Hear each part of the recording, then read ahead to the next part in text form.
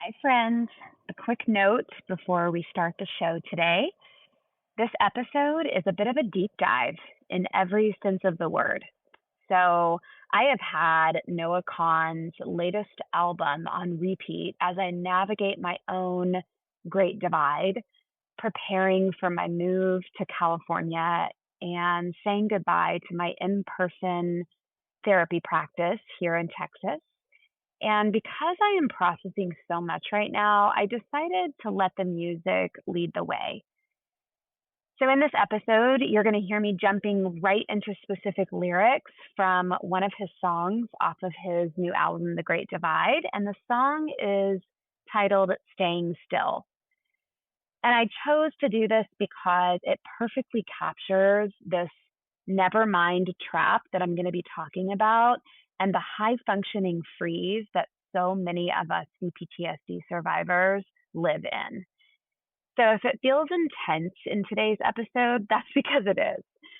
So here's to looking at the ugly side of growth. And I just appreciate you sticking with me. And I hope that you get some nuggets of wisdom from today's podcast episode and that you find it to be healing. Thanks, everybody. Let's dive in.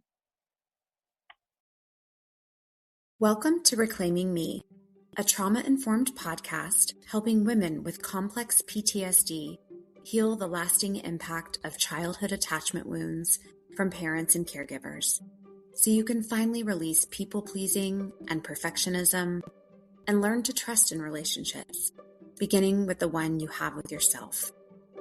I'm your host, Cindy Payne, therapist, trauma specialist, and a woman who has walked this path both personally and professionally. Well, friends, it's officially that time of year. The sun is staying out later. The windows are being rolled down. And just as we were all preparing for those good vibes only summer playlists, Noah Kahan, singer-songwriter, decided to drop Staying Still. This is a song from his latest album, The Great Divide, and it is effectively wrecking every deep feeler and CPTSD survivor in its path.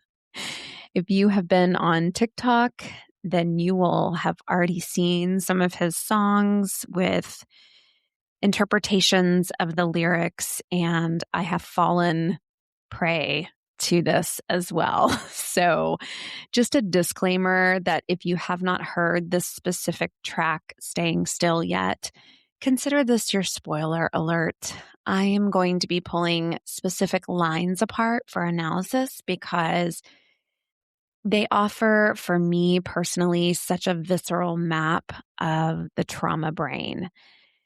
And for those of you who haven't pressed play yet on his album, and you have maybe no clue what I'm even referring to, maybe you have never even heard of Noah Kahan before, here is what you need to know, that Staying Still is not just a folk song about being stuck in traffic. It is a hauntingly accurate depiction of functional freeze. It is about that unsettled feeling in your gut when you're doing all the, as he says, ceremony, which I think he means the love, the hours, the performing to keep a relationship alive, even though the air around you is thick with the smog of inconsistency. It's the sound of a person looking at themselves from the outside, which is what we call depersonalization in clinical terms, and wondering if they're actually good at being still or if they're just too exhausted to move. And once you understand that the song Staying Still is often a survival choice and not a lifestyle preference, the lyrics can start to act like a mirror for our own history. So just some context to this before we dive in, that there is something specifically heavy for me personally about being a deep feeler in the springtime. And I've been thinking a lot about just the cyclical nature of our emotions and how we come out of this winter hibernation into the newness of springtime, where it typically gives us feelings of hope and possibility. There's rebirth and regrowth. And while the rest of the world is blooming, many of us are sitting in what Noah refers to is that 3 p.m. sunlight feeling like we're stuck while everyone else is running past. And for me personally, this just really hits home extra as I begin to prepare for my move from Texas to Northern California this summer. As I've shared on here, I'm closing a 6-year clinical chapter of seeing my clients in Texas in person. I'm also watching my twin boys graduate in the class of 2026 and going off on their separate ways for the first time ever for their college experience. And I'm navigating the great divide of my own history. So I think that is probably one of the reasons that I am feeling this album so deeply. Just aside from the fact that I'm a deep feeler anyway, and I'm a music junkie. And so, yeah, just wanted to take it in this direction for this episode where we're really going to be talking about the ugly side of growth and why staying still is sometimes the bravest thing a survivor can do. But before we get into the lyrics, I really want to anchor us again in these 3 truths. And the first truth is what I'm calling the patient in surgery perspective. This episode is a bit of a deep And that dive simply means in every sense that of the word. when you So understand I have had Noah Kahan's depersonalization, latest album it's on kind of repeat like as you're I looking down navigate at my yourself, own like you're on an great operating divide, table. preparing for And my this is move to a survivor California miracle and that your saying goodbye to brain my can in-person do therapy in practice times of here in Texas. stress And versus because I am processing the so much right now, message I that we sometimes decided tell to let the ourselves that music we are lead the way. broken and that something is wrong with So us. in this I episode, can't you're tell going you to how hear many me times I jumping hear right clients into speak about specific lyrics depersonalization and from one of his dissociation songs as off of his a new defect. album, The Great Divide. And the song Number is 2, titled I'm Staying Still. calling this takeaway the And I chose to do Enneagram this 1 because it perfectly stuckness. So captures if you're this not sure what an nevermind Enneagram trap type that I'm going to be is, hang talking in there with about, me. and the But high for me, I functioning am an freeze Enneagram that type so many 1. of us And what this CPTSD means is that survivors sometimes live in.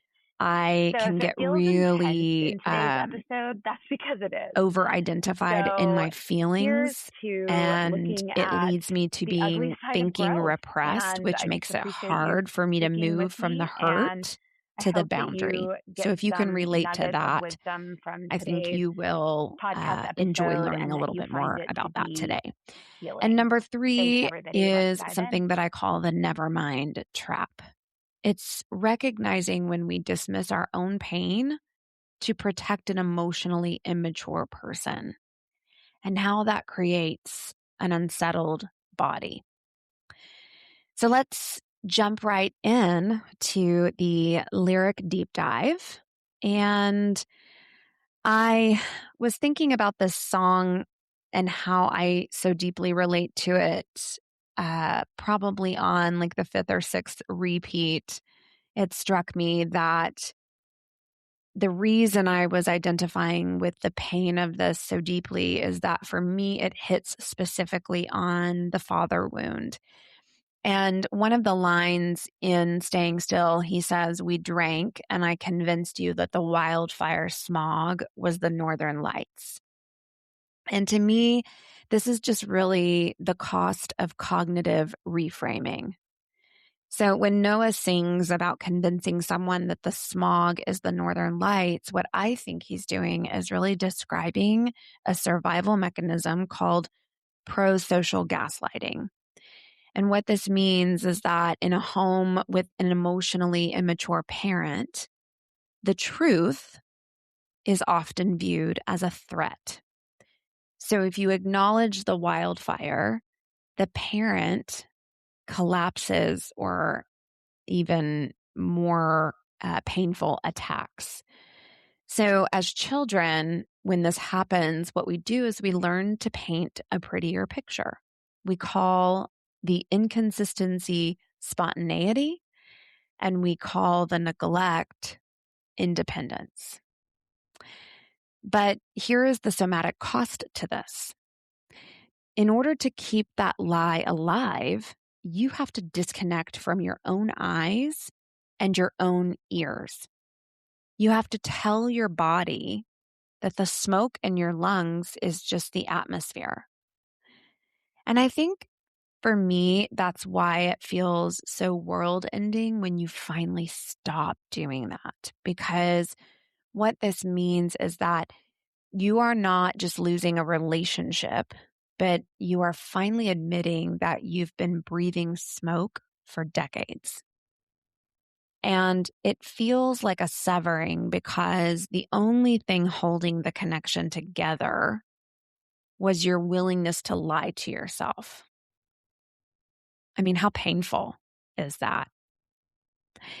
So in CPTSD, we are masters of reframing danger. And in my own story, I spent years trying to find the one line, the one word, the one phrase that would change the mind of my biological father. I tried to convince him and really myself that the smog in which Noah writes about of his inconsistency was actually something really beautiful. But emotionally immature parents don't want the truth. What they want is the ceremony of being loved without being responsible. And when I finally stopped providing the northern lights and I spoke about the smog, the relationship couldn't handle the weight of that truth, and it finally severed. So setting a handbrake on a toxic cycle isn't a plane crash. But what I had to do at the time was I had to completely dissociate from the pain. And only years later did it really become a rescue mission. And it leads me to the second part of the lyrics that I wanted to really deconstruct. Noah talks about being stuck on Starro Drive. And this is something that I am calling the high functioning freeze. And I've since then, after the album release, listened to a few interviews that he's had where he expanded on the lyrics and the meaning behind them. And Starro Drive is famous for starrowing. And that's when a truck that's too tall tries to fit under a bridge and gets completely wedged. And for a CPTSD survivor, the truck is our nervous system. So think of it as you are carrying too much weight, too much history, and maybe trying to force yourself through a life that just wasn't built for that level of burden. And if you'll remember back to previous episodes where we really took a deeper dive into the nervous system, we talked a lot about the dorsal vagal state. The dorsal vagal state isn't just sitting still. The dorsal vagal state is being wedged. So in his lyrics, he talks about the Harvard track team. So the people who had the safety to develop normal speed running past you, and the shame from watching other people be able to operate at what we view as, quote, normal. That shame that it brings up can be really overwhelming. But this reframe here is radical. And it's that the truck isn't broken because it's stuck, but rather it is stuck because it's too big for the tunnel. So part of this middle path is realizing that you don't need to be faster. What you really need is just a different route. So one that actually has room for all of you. So Noah sings about being stuck in his truck while the world runs past. And I take that to mean that he's in this dorsal vagal state. So as I look towards my own physical move to California this summer, I have to be honest, I have felt this stuckness in my chest. And what I'm reminded of is that there is such a thing as the middle path. And it's really all about learning to sit in the truck without the shame of not being on the track team. So in other words, without the shame of looking at other people in a seemingly effortless way move through their life. And again, this is not an overnight realization. This has been several years of work to really reconcile these complicated feelings of, oh, I was not broken in this relationship. My dad might have framed it that way, but I needed a different route. I needed more support, love, understanding, more emotional maturity. And so if you're listening to this and feeling that tightness in your chest right now, just know that that's your body recognizing maybe your own layers of smog. And you don't have to find the one line in the song to fix it today, but you just have to acknowledge that the air maybe feels a little heavy. So the next key takeaway that I introduced at the beginning was all about the Enneagram 1 factor. And I have to add this personal layer in here because it kind of blew my mind after I was really doing this deep work of understanding myself through these lyrics. And if you're not familiar with the Enneagram, it's really just a research-based, I don't even want to call it a personality profile because that's not what it is, but there's different types based on how you learned to operate and move through the world. And I am an Enneagram type 1. And ones are often seen as the perfectionists or the reformers. Very logical, right? But I recently learned from one of my LPC associates who is in an Enneagram cohort right now. She's learning, kind of how to apply the Enneagram to her counseling skills and use it to help people understand themselves deeper and then move towards change. She was sharing with me that ones are actually feeling dominant, but on the flip side, we are thinking repressed. And so I am calling this the gut-heart conflict. And the why behind the feeling dominance for my fellow ones, if you happen to know any, or you maybe are a one, or you suspect you're a one, is that we often think that we are being logical because we have so many rules and shoulds. But what I've come to understand is that those rules are actually a defensive shell around an incredibly sensitive, feeling dominant interior. And in the Enneagram, ones are in the gut center, which just means that we are highly intuitive, instinctive individuals, but we are also feeling dominant. And this means that we feel the wrongness of a situation. We don't just look at something and say, that is unjust. We feel it. And the ugliness that Noah Kahan sings about, we feel that in our very bones, which makes so much sense why I've had this album on repeat for 5 consecutive days now, kind of wearing my family out with it. But when an emotionally immature parent is inconsistent, we don't just think, that's illogical. We feel as ones a deep, visceral sense of this is not right. Which leads to the thinking repressed trap. And being thinking repressed doesn't mean that we are not smart. I want to clarify that. It means that when we are under stress, our ability to use logic as a tool for action completely goes offline.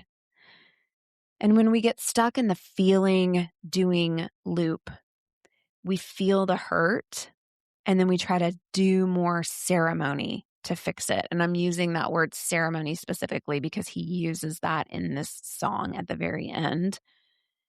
And we feel the confusion.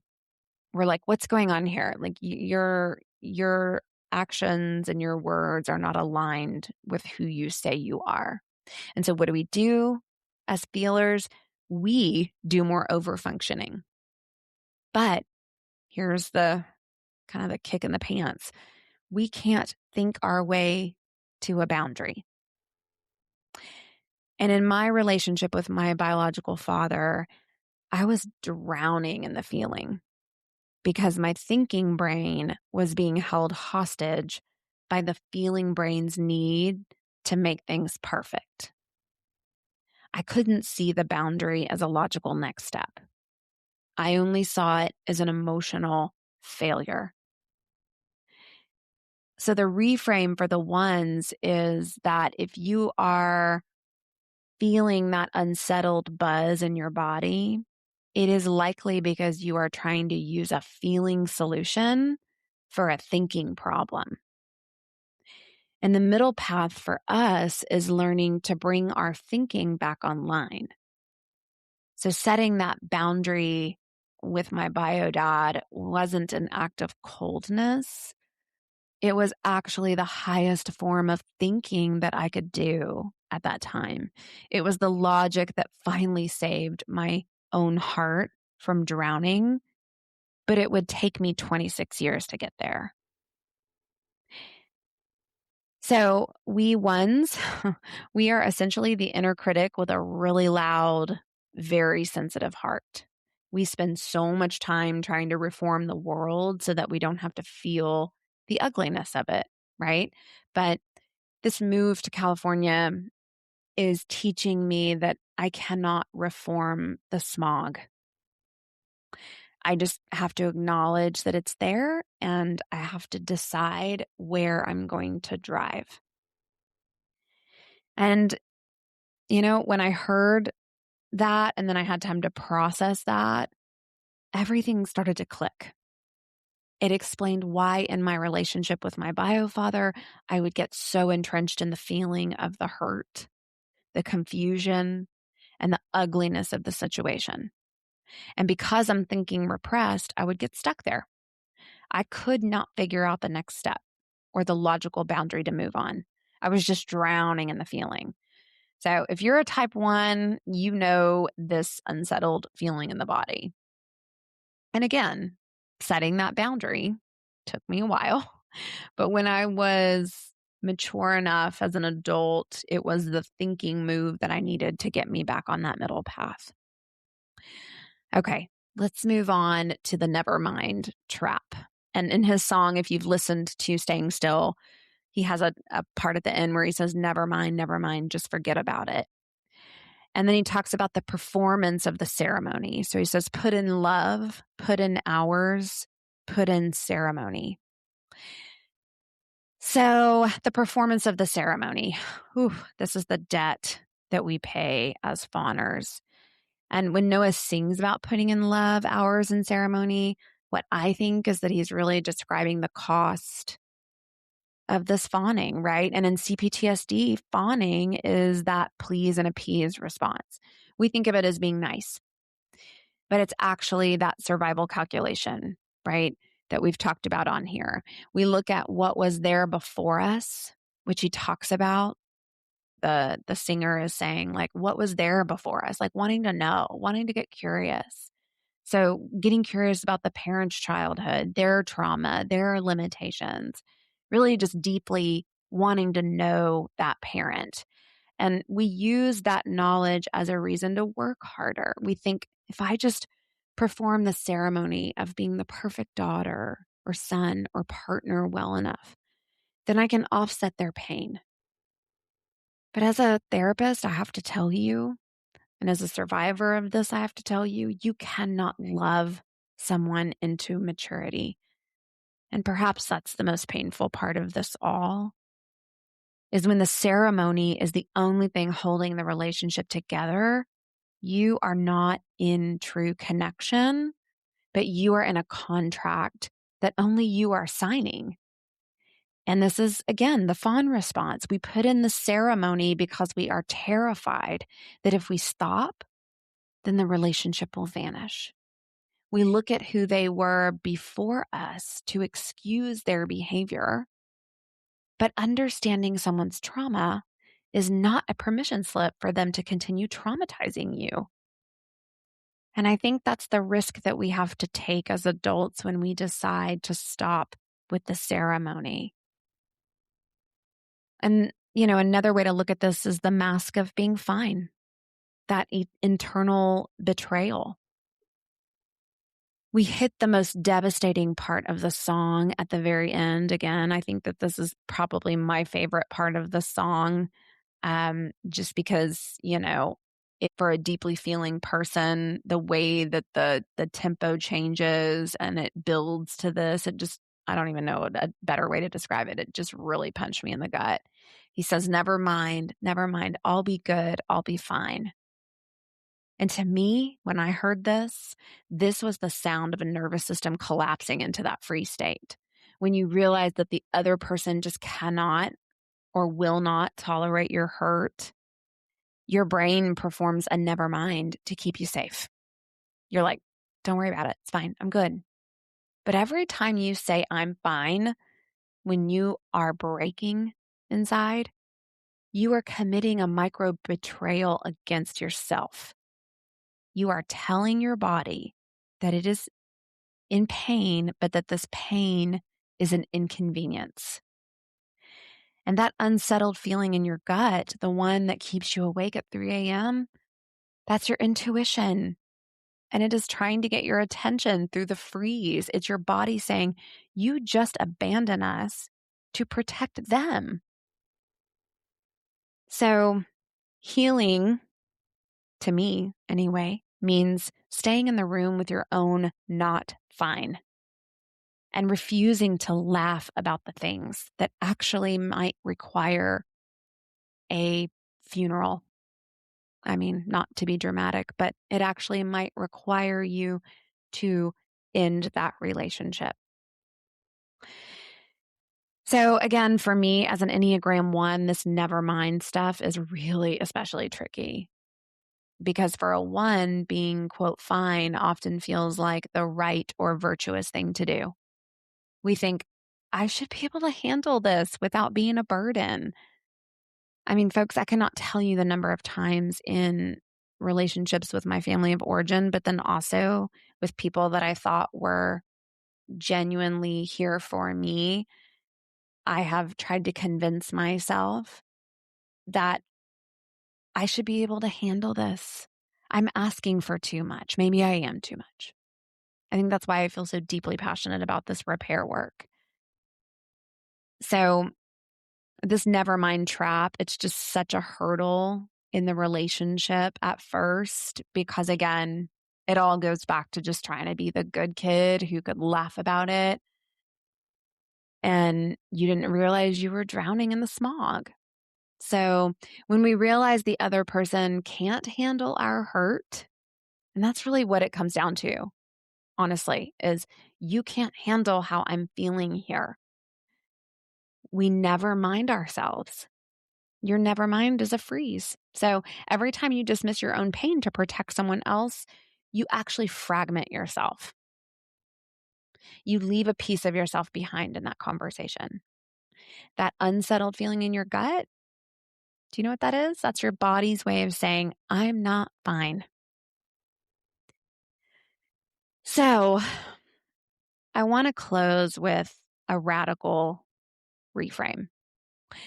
As I am looking at my calendar and I see the approaching June 19th date, which is my final date of seeing clients in person in my office in Texas, I'm realizing that this move for me to Northern California is my own way of unstarring my truck.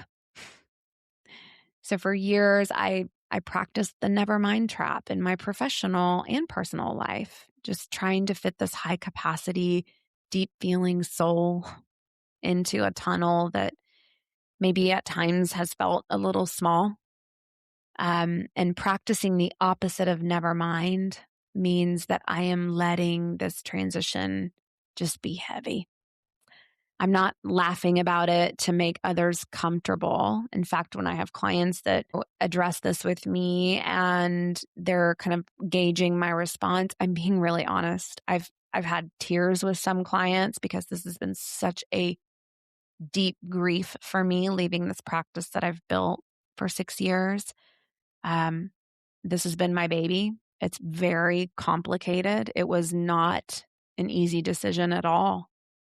And I am just trying to show up in all of my discomfort while also holding space still for these amazing clients that have entrusted me with their lives. And I'm acknowledging the grief of leaving my LPC associates that I supervise. I won't be in person with them, but I'll be virtual. But still, it's a change. I'm acknowledging the grief of my clients and holding their reactions. And I am acknowledging the grief of sending my twins off to 2 different colleges when they've never lived apart from one another or us, and the community that we have built around us in this place. And so the middle path tells us that we can be sad and excited at the same time. And I'm really, really working hard on that integration and not trying to perfect this departure. So, got a little choked up there. So again, just to review these deep dive takeaways, and the first one again is the patient, the somatic wisdom. And I just invite you to remember that looking down at yourself like a patient in surgery was never a flaw. It was a huge feat of engineering by your nervous system. You are a survivor who is finally, hopefully, safe enough to get back into your own skin, or at least you're thinking about the steps to get back into your own skin. And the surgery is over. And so now you get to focus on the healing, hopefully. And the second deep dive takeaway is the Enneagram, the thinking move. So again, to my fellow type 1s, or if you suspect you're a type 1, or even just nothing about the Enneagram, but you just know in your heart of hearts that you lead with feelings, you are feeling dominant. If you feel entrenched in the ugliness of a situation today in your life, please give yourself grace. Your feelings are dominant because they are trying to protect you, but they do not have a map for the exit, and that is okay. So it is okay to reach out to a thinking type, a friend, a therapist, a mentor, and ask, I'm drowning in this feeling. Can you help me find the next logical step? I do this all the time with not only my therapist, but some really true friends who have stuck by me through this difficult process. And reclaiming my thinking brain is my ultimate act of self-care. It's what I'm continuing to work the hardest on right now, is to, yes, have the feeling, but then also, how do I move into this space where I can access the thought? And finally, the third takeaway, the boundary. We've talked about, the hero's journey is really essentially what it is. Let's reframe that bad guy narrative. So in a toxic or emotionally immature family system, again, a boundary feels like an attack. So if you are being painted as the villain in your family of origin because you stopped performing the ceremony of your own destruction, take a breath, please. Being the bad guy in a story that was killing you is the only way to become the hero in the story that essentially saves you. So, just a final send-off. Noah Kahan asks, honey, tell me, are you good at staying still? And my hope for you this week is that you find a way to stay still that feels like peace and not paralysis. So please stop convincing yourself that the smog is the northern lights. Breathe in the reality, even if it's smoky, and know that you are willing and able to find your way through. And if you've listened to the album, you'll know that that was a nod to the other song that I can't stop listening to, which is titled Willing and Able. And I hope you'll stick around and join me next week for another full-length episode, because I'm going to be expanding on the song Willing and Able about family estrangement. So I hope you'll join me back on Wednesday for a midweek reframe, where we're going to talk about what it means to reverse the nevermind. So I'm Cindy Payne, and this is Reclaiming Me, and I'll see you later this week. Thanks, everybody. Thank you for spending this time with me today. I hope you leave feeling a little lighter, a little more grounded, and a little closer to trusting yourself and your inner experience. If this episode resonated with you, please follow or subscribe so future conversations can meet you when they're needed. And if someone came to mind while you were listening, consider sharing this episode with them. That's one of the ways this work reaches the people who need it the most. You can find me on Instagram at Cindy Payne Rooted, and you can also visit me at cindypayne.com, where you'll find all episode links, blog posts, practice updates, and a free people-pleasing style quiz designed to help you notice your patterns with more compassion. And remember, every small step towards healing, self-trust, and presence matters. You are worthy of this journey. Thanks, everyone.